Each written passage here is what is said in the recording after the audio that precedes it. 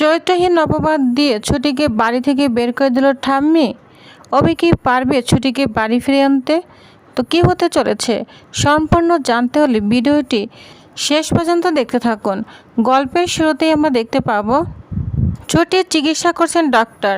তিনি ছুটিকে বলেন, দেখেন তো, একটু জোরে জোরে শ্বাস নিন। আপনি কি কোনো বিষয়ে বেশি চিন্তা করছেন? এত দুশ্চিন্তা করবেন না। আপনার স্বামী তো আপনাকে নিয়ে ভীষণ চিন্তিত, সব ঠিক হয়ে যাবে। ডাক্তারের কথা শুনে ছুটি মনে মনে বলে, স্বামী নয়, উকিল সাহেবের দায়িত্ববোধটা একটু বেশি বেড়েই গিয়েছে। ঘরের দিকে তাকিয়ে ছুটি বড় বড় চোখ করে তাকায়। অনেক সময় পেরিয়ে গিয়েছে। সে উদ্বিগ্ন হয়ে বলে, বাড়ির সবাই নিশ্চয়ই ভীষণ চিন্তা করছে। আমাকে এক্ষুনি বাড়ি ফিরতে হবে। কথা বলে বিছানা থেকে নামতে গেলে হঠাৎ সেখানে এসে হাজির হয় অভি। অভি অবাক হয়ে বলে, এটা কী করছেন আপনি? এখন কেন উঠছেন? বসুন, একদম বসুন, কোথাও যাওয়া যাবে না। ছুটি জবাব দেয়, দেখুন, বাড়িতে কিন্তু সবাই চিন্তা করছে আমাদের জন্য। অভি সঙ্গে সঙ্গে বলে, একটু আগে আপনার মুখ দিয়ে তো কথাই বের হচ্ছিল না, আর এখন লাফালাফি করছেন? একদম উঠবেন না, বসে পড়ুন। ছুটি তখন মজার ছলে বলে, আমার প্রেশার কিন্তু অনেক বেড়ে গিয়েছে। আমাকে কথা বলতে না দিলে কিন্তু বিপদ হবে। আর বাড়িতে গিয়ে ঠাম্মির বকরি না খেলে আমার কানই গরম হবে না। অভিও তো ছাড়ার পাত্র নয়। সে বলে, আপনার কান গরম করার দায়িত্ব আমি নিয়ে নিব। ছুটির সঙ্গে সঙ্গে প্রতিবাদ করে, শুনুন, আমি কিন্তু অসুস্থ মানুষ। যেখানে সেখানে আমাকে অপমান করা যাবে না। অভি তখন বলে, ভালো কথা বললে যদি অপমান হয় তাহলে তো আমার কিছু করার নেই। অবশেষে ডক্টর এসে জানান ছুটির অবস্থা এখন পুরোপুরি ঠিক আছে, বাড়ি নিয়ে যেতে পারেন। যা শুনে ছুটি যেন হাঁপ ছেড়ে বাঁচে। ছুটি বলে, দেখলেন তো, আর সময় নষ্ট করার দরকার নেই, চলুন বাড়ি যাই। ডাক্তারের কাছ থেকে প্রেসক্রিপশন নিয়ে অভি যখন কথা বলছে ঠিক তখনই ছুটি চুপি সরে বাড়ি চলে যায়। ফিরে তাকিয়ে ছুটিকে না দেখে অভি রেগে আগুন হয়ে যায়। তারপর বাইরে এসে দেখে ছুটি দাঁড়িয়ে আছে। অভি তখন কঠোর গলায় বলে, শুনুন, আর একটু না পাকামি করবেন না, এক্ষুনি গাড়িতে উঠুন। ছুটি তখন বাধ্য মেয়ের মতো গাড়িতে উঠে বসে। এরপর দুজনে বাড়িতে পৌঁছায়। কিন্তু বাড়ির দরজা পা রাখতেই ঘটে যায় ভয়ঙ্কর ঘটনা। সামনেই দাঁড়িয়ে আছে ঠাম্মি, তার চোখে মুখে প্রবল রাগ। তিনি চিৎকার করে বলে, একদম দাঁড়াও, এই মেয়ে বাড়ি চৌকাট পারাবে না। যতদিন স্বর্ণলতা বেঁচে আছে ততদিন এই বাড়িতে কোনো অনাচার হতে দিব না। বেরিয়ে যাও, এক্ষুনি বেরিয়ে যাও। ছুটি হতভম্ব হয়ে যায়, কিন্তু অভি একটু পিছিয়ে যায় না। সে ছুটির হাত শক্ত করে ধরে বাড়ির ভেতরে ঢুকতে শুরু করে। তখন অভির বাবা সামনে এসে বলে, তুমি কি শুনতে পাওনি? মা কি বলেছে? অভি তখন বলে, সব প্রশ্নের উত্তর আমি পরে দিব, কিন্তু ছুটি বাড়িতে ঢুকবেই। ঠাম্মি এবার সামনে এসে পথ আটকে দাঁড়ায়, বলছেন, না, কিছুতেই না, এই মেয়ে বাড়িতে ঢুকতে পারবে না। অভি তখন জবাব দেয়, ছুটি বাড়িতেই থাকবে, কারণ সে আমার স্ত্রী। অভির বাবা রেগে গিয়ে বলে, তুমি মায়ের অবাধ্য হচ্ছ? আমি আগেও বলছি, এখনও বলছি, এই মেয়ে বাড়িতে থাকবে না। এরপর ছুটি কান্না করতে করতে তার শাশুড়ি মায়ের কাছে গিয়ে বলে, মা, আমাকে অন্তত বলো, কি হয়েছে, আমি কি ভুল করেছি?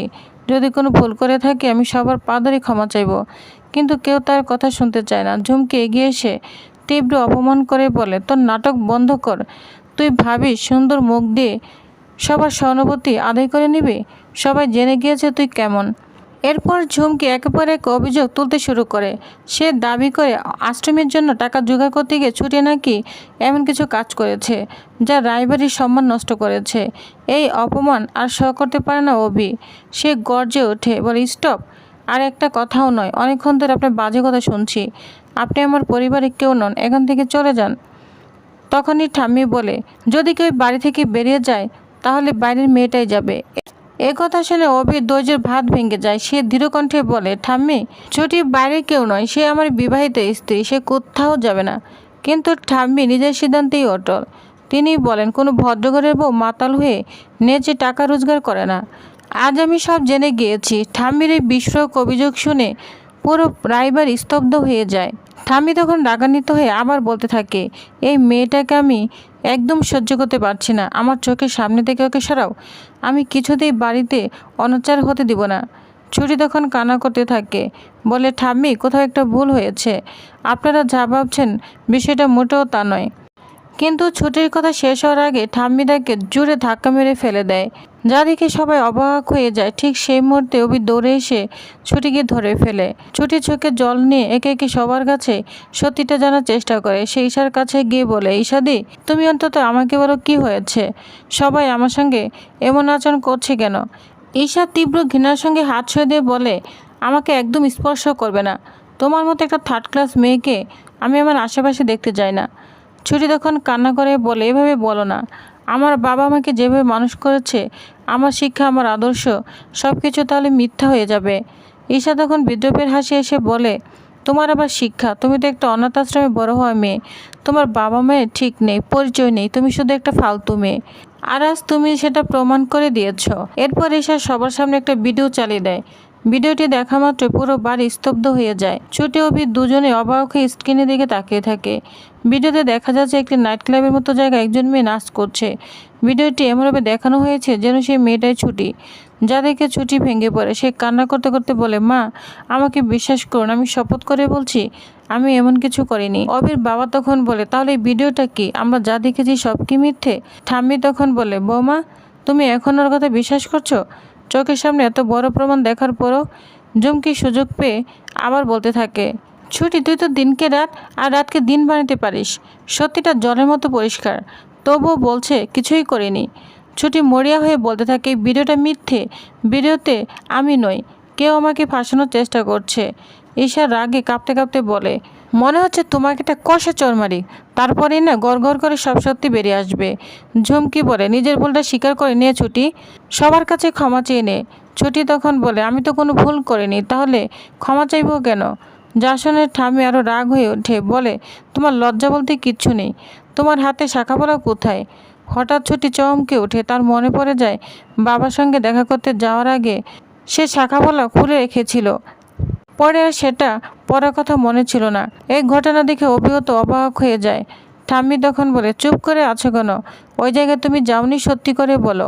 অভির বাবাও বলে, সত্যিটা বলো, কি সেখানে হয়েছিল? কিছুক্ষণ নীরব থাকার পর ছুটি মাথা নিচু করে বলে, হ্যাঁ, আমি সেখানে গিয়েছিলাম। এই উত্তর শোনা মাত্রই বাড়ির সবাই যেন রাগে ফেটে পড়ে। ঠাম্মি আবারও ছুটিকে ধাক্কা দেয়, কিন্তু এবার অভি তাকে ধরে ফেলে। এরপর অভি সবার সামনে দাঁড়িয়ে বলে, আমি ছুটিকে সিঁদুর পরিয়ে অগ্নি সাক্ষী রেখে বিয়ে করেছি। আমি আমার স্ত্রীকে বিশ্বাস করি। যা শুনে সবাই অবাক হয়ে যায়। অভি আরও বলতে থাকে, ছুটি যখন বলেছে সে কোনো অন্যায় করেনি, তাহলে কোনো অন্যায় করেনি। ওকে আমি মন থেকে বিশ্বাস করি। একটা কথা সবাইকে বলতে চাই, যারা নাইট ক্লাবে কাজ করে, নাচ গান করে নিজেদের সংসার চালায়, তাদের এত ছোটো করে দেখো কেন? তারা কি মানুষ নয়? তাদের কি সম্মান নেই? অভির কথা শুনে কেউ কোনো উত্তর দিতে পারে না। অভি তখন বলে, ছুটি বাড়িতেই থাকবে, আমার সঙ্গেই থাকবে। কিন্তু অভির বাবা কঠোর গলায় বলে, খবরদার, তোমার এত সাহস বেড়ে গিয়েছে? তুমি তোমার মায়ের কথা অমান্য করবে? অভি তখন বলে, ঠাম্মি যদি আমার এক চোখ হয়, তাহলে ছুটি আমার আরেক চোখ। একজনের জন্য আরেকজনকে হারাতে পারবো না। পরিস্থিতি আরও জটিল হয়ে ওঠে। ঠাম্মি বলে, যদি এই মেয়ে বাড়িতে থাকে তাহলে আমি নিজেই বাড়ি ছেড়ে চলে যাব। ছুটির সঙ্গে সঙ্গে বলে ওঠে, না ঠাম্মি, এটা আপনার বাড়ি, আপনি কেন চলে যাবেন? আপনি যদি সত্যি বিশ্বাস করেন আমি এই বাড়ির সম্মান নষ্ট করেছি, তাহলে আমি নিজেই চলে যাব। অভি তখন বলে, ছুটি, তুমি কি বলছো? এমন সিদ্ধান্ত নিও না। কিন্তু ছুটি তখন নিজের সম্মানের প্রশ্নে অন্যর।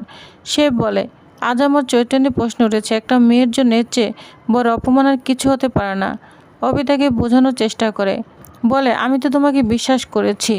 ছুটি তখন চোখের জল মুছে বলে, আপনি মহান বলে বিশ্বাস করেছেন, কিন্তু এই লড়াইটা আমার। যতদিন আমি সত্যিটা সবার সামনে আনতে পারছি, ততদিন আমি বাড়িতে ফিরবো না। এই কথা বলে ছুটি বাড়ি ছেড়ে বেরিয়ে যায়। অভি তার পিছু পিছু ছুটে যায়, বলে, ছুটি, এভাবে চলে যেও না, আমাদের মধ্যে একটা ডিল ছিল। ছুটি তখন বলে, সেই ডিল কোথায় লেখা ছিল না যে আমাকে এমন অপমান সহ্য করতে হবে? তারপর হাত জোর করে বলে, উকিল স্যার, আমাকে যেতে দিন প্লিজ, আর আটকাবেন না। অবশেষে ছুটি চলে যায়। এদিকে বাড়িতে সবাই ভিন্ন ভিন্ন প্রতিক্রিয়া দেখায়। ঝুমকি ভীষণ খুশি হয়ে মনে মনে বলে, অবশেষে আমার পথ পরিষ্কার হলো। অন্যদিকে অভির মা কান্নায় ভেঙে পড়ে, আর অভি চুপচাপ বসে থাকে, কিন্তু তার চোখ স্পষ্ট দেখা যায় ছুটিকে হারানোর কষ্ট।